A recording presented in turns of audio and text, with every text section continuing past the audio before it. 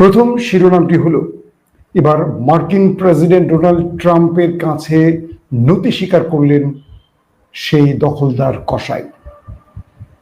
দ্বিতীয় ব্রেকিং খবর, ইয়েমেন এবং ইরান এবার তারা একজোট হতে যাচ্ছে। তৃতীয় ব্রেকিং খবর, ইমরানকে নাজেহাল করতে খাইবার পাখতুনখোয়াকে কেড়ে নেবার যে চেষ্টা করেছিল সেটি ব্যর্থ হয়েছে এবং উচ্চ আদালত থেকে নতুন নির্দেশনা কি এলো। 4 নম্বর ব্রেকিং খবর দেব, ভারত তালেবানকে নিয়ে নতুন মিশন স্টার্ট করতে যাচ্ছে। কি বলল রজব তৈয়ব এরদোয়ানের তুরস্ক।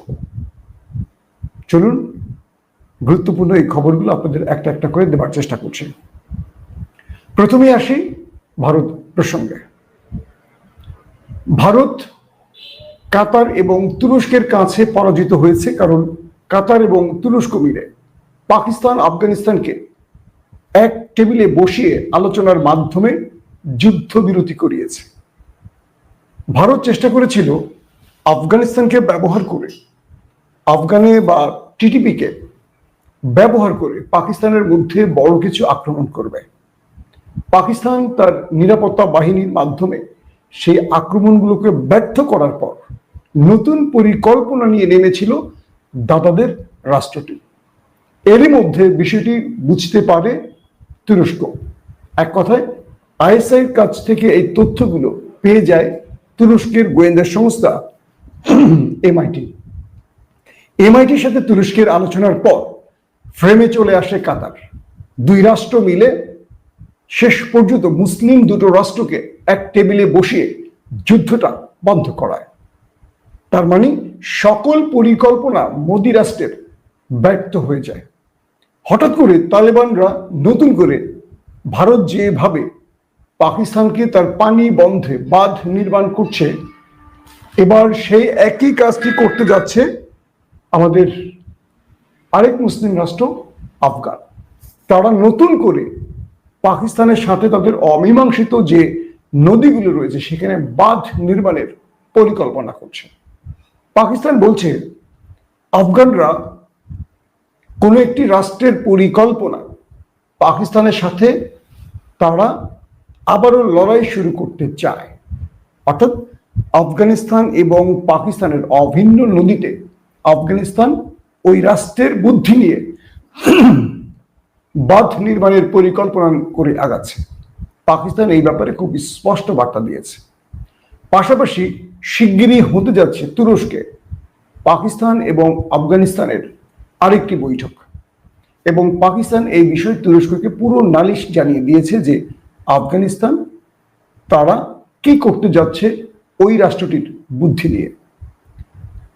তুরস্ক চাইছে যে কোনো উপায় এর যুদ্ধবিরতি যেন লঙ্ঘন না হয় এবং আফগান সরকার কোনোভাবে যেন মোদি রাষ্ট্রের প্রেসক্রিপশনে পাকিস্তানের সাথে লড়াই শুরু না করে।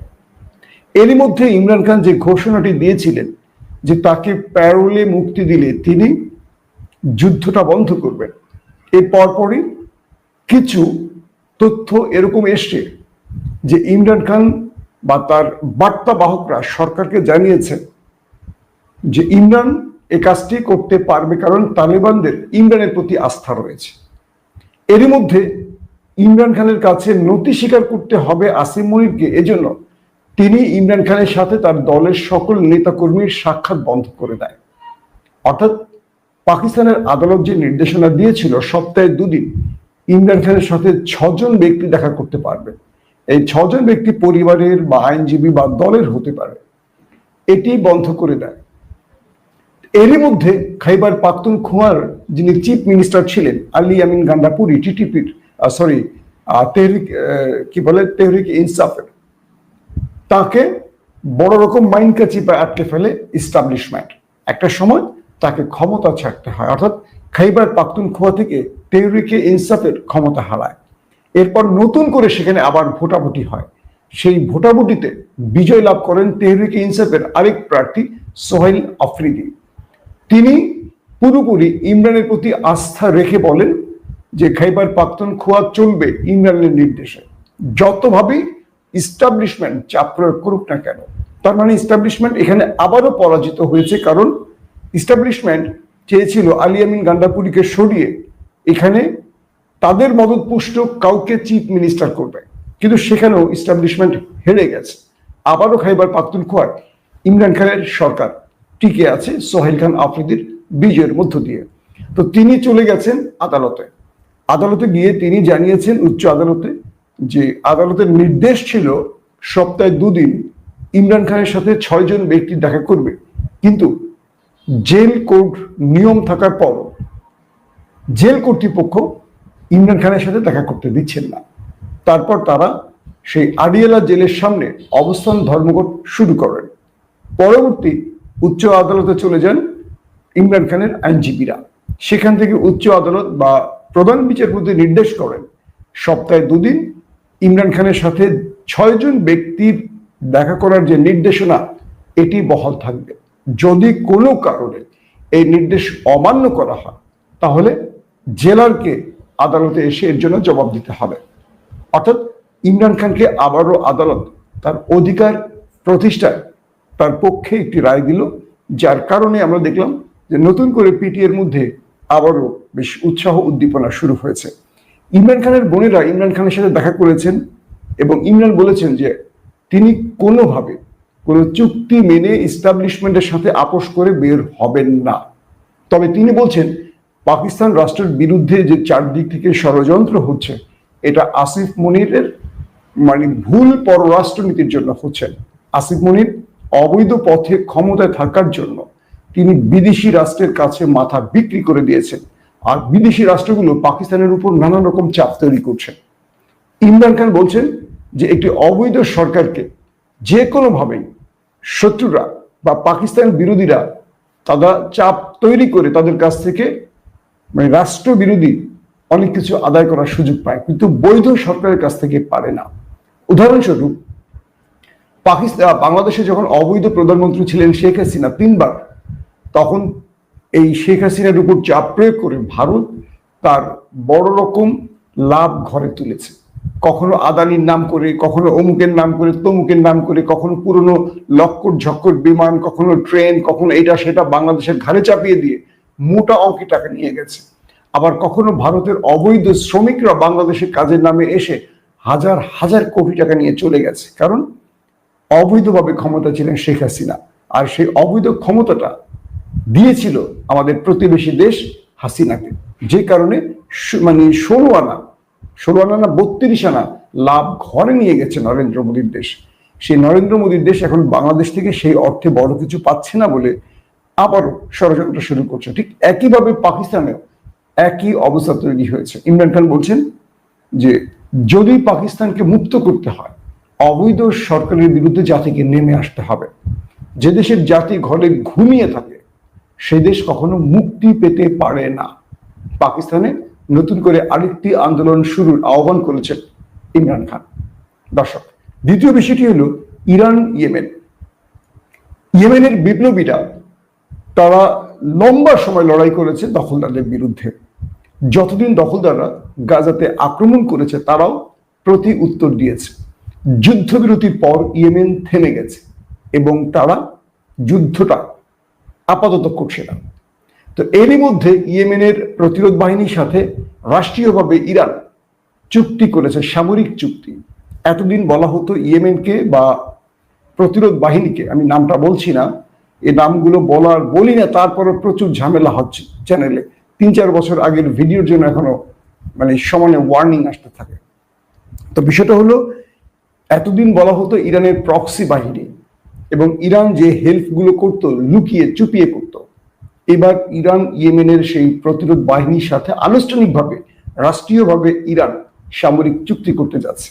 এতে করে ইরান তার অস্ত্র তাদেরকে দিতে পারবে এবং সেই দেশকে অস্ত্রের স্বয়ংসম্পূর্ণ করার জন্য আধুনিকভাবে অস্ত্র তৈরিতেও সহযোগিতা করবে।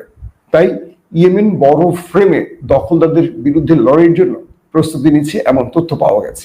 দর্শক, এর পরের গুরুত্বপূর্ণ খবরটি হলো গাজা। সাম্প্রতিক সময় দখলদার রাষ্ট্রের পার্লামেন্টে গ্রেটার ইসরায়েলের প্রথম ধাপ ফিলিস্তিন দখল, এই আইনটি পাশ হয়েছে।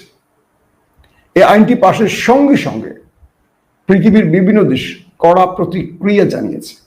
এরপর মিস্টার ডোনাল্ড ট্রাম্প স্পষ্ট করে বলেছেন এটি কোনোভাবে গ্রহণযোগ্য নয় এবং আমেরিকা তাদেরকে এই কাজটি করতে দেবে না। কাকে বলছে? নেতানিয়াহুর দেশকে। আমেরিকা কোনোভাবে ওই দেশটিকে ফিলিস্তিন দখল করতে দেবে না, এটি যেভাবে আছে সেভাবে থাকবে। এবং তিনি বলছেন, ডোনাল্ড ট্রাম্প বলছেন যে নেতানিয়াহু তিনি এই ভুল পদক্ষেপ নেবে না, যে পদক্ষেপ পৃথিবীর কেউ গ্রহণ করবে না। এর পরপরই নেতানিয়াহুর পার্লামেন্টে আইনটি এই বিলটি পাশ হওয়ার পর যে আরো 3টি ধাপ থাকে যেটি বাস্তবায়ন করার জন্য, সেখানে ভেটো পড়ে যায় এবং নেতানিয়াহু এই বিলটিকে স্টপ করে দিয়েছেন, অর্থাৎ ফাইল ক্লোজ করে দিয়েছেন ট্রাম্পের চাপে পড়ে। ট্রাম্প বলে দিয়েছেন কোনোভাবেই আমেরিকা এই কাজে সমর্থন করবে না, অর্থাৎ আমেরিকা ক্লিয়ার কাট জানিয়ে দিয়েছে ইসরায়েল যে পরিকল্পনায় এগুচ্ছে ফিলিস্তিন দখলের, এটা আমেরিকা কোনোভাবে সমর্থন করবে, শুধু না বাস্তবায়ন করতে দেবে না। তো ট্রাম্পের এই সিদ্ধান্তের জন্য আবারও নতি স্বীকার করতে হলো কসাইকে। সবকিছু মিলে আমরা এটুকু বলতে পারি একটা বড় ধাক্কা থেকে বেঁচে গেল ফিলিস্তিন। এর পেছনে আমি এর আগেও লাইভে বলেছি, এর পেছনে মূল কারণ হলো আমেরিকার অর্থনৈতিক সংকট। আমি বলেছিলাম 37 থেকে 38 ট্রিলিয়ন মার্কিন ডলার, ট্রিলিয়নের হিসেব ক্যালকুলেটরে ধরবে না, এই বিশাল অঙ্কের টাকা ঋণ আমেরিকার। আর এই ঋণ থেকে বাঁচার জন্য এই ঋণগুলো প্রতিদিন কিন্তু আবার সুদে বাড়ছে। তো আমেরিকা যে বাণিজ্যিক পলিসি নিয়ে এগুচ্ছে তার মধ্যে অন্যতম পার্টনার আরব রাষ্ট্রগুলো। আরব রাষ্ট্রগুলো স্পষ্ট করে ট্রাম্পকে জানিয়ে দিয়েছে যদি নেতানিয়াহু ফিলিস্তিন দখলের মানসিকতা পোষণ করে বা চিন্তাও করে, আরব রাষ্ট্র আমেরিকার সাথে হওয়া সকল চুক্তি বাতিল করে দেবে। এমন একটি আতঙ্ক থেকে বা এমন একটি বক্তব্য থেকে ট্রাম্প নেতানিয়াহুকে এ কাজে আর সহযোগিতা করতে পারছেন না। তিনি বলছেন যুদ্ধবিরতি যেটি চলছে এভাবে চলবে, দুই রাষ্ট্রের মধ্যে আর কোনো প্রকার যুদ্ধ দেখতে চায় না আমেরিকা।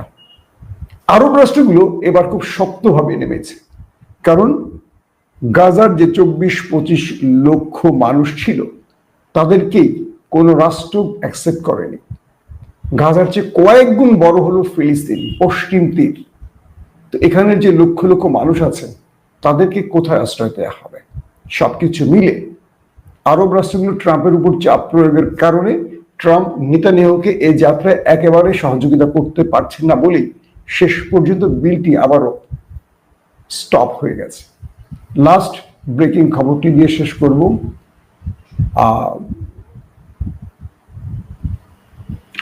লাস্ট ব্রেকিং খবরটি হলো যে এই মুহূর্তে রজব তৈয়ব এরদোয়ান তিনি একদিকে গাজা, একদিকে পাকিস্তান, অন্যদিকে বাংলাদেশ, এই 3টি রাষ্ট্রে তার প্রভাব বলয় তৈরির কাজ করে যাচ্ছে। একদিকে গাজাতে তিনি ত্রাণ পাঠাচ্ছেন এবং সেনা পাঠাবার প্রস্তুতি নিচ্ছেন, কিন্তু ভেটো দিচ্ছে দখলদাররা। অন্যদিকে পাকিস্তান আফগানিস্তানের যুদ্ধটাকে যেন আর লম্বা না হয় এবং যে যুদ্ধবিরতি চলছে এটাকে থামিয়ে দেওয়ার জন্য তিনি তার কূটনৈতিক চেষ্টা অব্যাহত রেখেছেন। পাশাপাশি বাংলাদেশে যে নতুন সরকার আসবে বা চলমান যে অস্থিরতা, এখান থেকে কোনোভাবে যেন ভারত সুবিধা নিতে না পারে এ ব্যাপারে তুরস্কের কূটনৈতিক চেষ্টা অব্যাহত রয়েছে। এরদোয়ানের এই চেষ্টার ফলে সবচেয়ে বেশি চাপে আছেন নেতানিয়াহু। একদিকে তিনি ত্রাণের নামে ঢুকেছেন, আবার এই কারণেই